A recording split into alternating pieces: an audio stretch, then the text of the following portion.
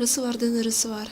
Кары сөзүн капка сал деп, кыргыз эли эзелдеден улууну урматтап, сый мамиле жасап келген. Доор алмашып, заман өзгөрдүбү, же биз күндөн күнгө таш боор болуп баратабызбы? Айтор, бүгүнкү күндө Бишкек шаарынын карылар үйүндө 200дөн ашуун тургундар жашап келет. Кээ бири өз каалоосу менен келген болсо, кээ бирөөлөрдөн балдары баш тартып, бараар жери жок, тагдырына таарынган аталар жана апалар. Гүлжакан эже карылар үйүндө 8 жылдан бери жашап келет. Бош убактысында мынтип кол өнөрчүлүк менен алектенип, кадимки интернеттен видеолорду көрүп, ар түрдүү жаңы нерселерди жасоону үйрөнөт. Мисалы, газетанын жардамы менен түтүкчөлөрдү жасап, алардан сүрөт үчүн рамкаларды, гүл салуучу корзиналарды жасайт. Өзүм апам өзү ишмекер киши болчу. Ошон үчүн ушу кичинекейимден бери эле ушул кол эмгек менен аракет кылам да, ошо иштетем. Биз бул жерде деген мына моундай кийизден жасалган мууларды, булар аябай эме да, өз дагы ден соолукка да жакшы экен. Ушу кийиздерди жасайбыз. Содага да чыгабыз булар менен, ярмаркага чыгабыз. Анан мына монорекилер болсо берлог деп коебуз.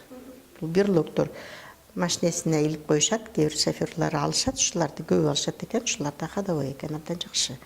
Биз көп ушуларды жасап туруп анан иштетебиз да ушу.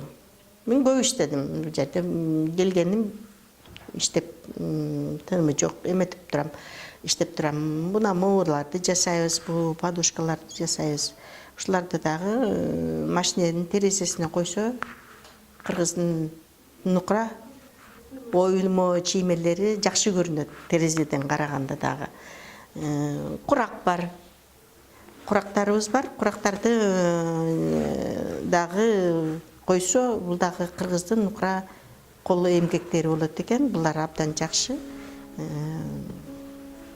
Ден соолукка да жакшы болот экен. Бул анткени моорекенин тигиштери жатканда бетке массаж болот экен да, ушуларды аябай жакшы ушулар.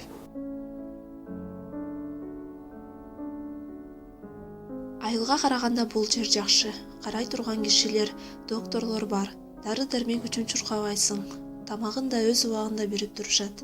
Эң негизгиси сүйүктүү иши менен алектенүүгө баардык шарттар түзүлгөн, дейт Гүлжакан эже.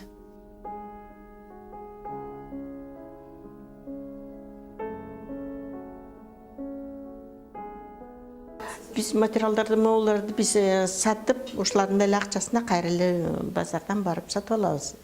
Өзүбүз алып келип беришет биздикилер деген. Ал эми мына орекенин могу чоң атабызды, мынакей могу ореке деген таштан болуп калган, биз деген нандан да жасайбыз мындайды. Нандын жумшагын жууруп, катуу эметип туруп, анан могу ореке статуэттерди чыгарып туруп, анан кооздоп, бети башын чыгарып койсо, жакшынакай көрүп калышат да.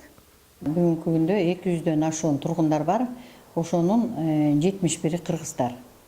Албетте бул аябай жаман көрүнүш, жат көрүнүш. Биздин менталитетке такыр туура келбеген, биздин өзүбүздүн каада салтка туура келбеген көрүнүш болуп атат. Бирок факт, айтып атпайм, мына 71 келди да кыргыздар. Демек, коомчулукта мындай көрүнүш бар. Жана балдар үйүнө өткөндө бардык, мен кээде анда-санда бул кемпир чалдарды салып алып, ошо силерден башка дагы мындай жабыркаган адамдар бар. Силерден башка дагы ушундай калтырып таштап кеткен жарандар бар. Жүргүлө көрүп келгиле деп, анан кийин ушундай балдар үйүнө барабыз да, оюнчук алып алып, кичине таттуу-паттуу алып алып, анан мисалы үчүн жана балдардын коргоо күнү болот го, ошол күнү энелердин күнүнө ошентип барып турабыз. Анан ошондо барсак, дагы эле ошо балдар үйүндө дагы жана төрөп таштап, бакпай таштап кеткендер дагы эле кыргыздар.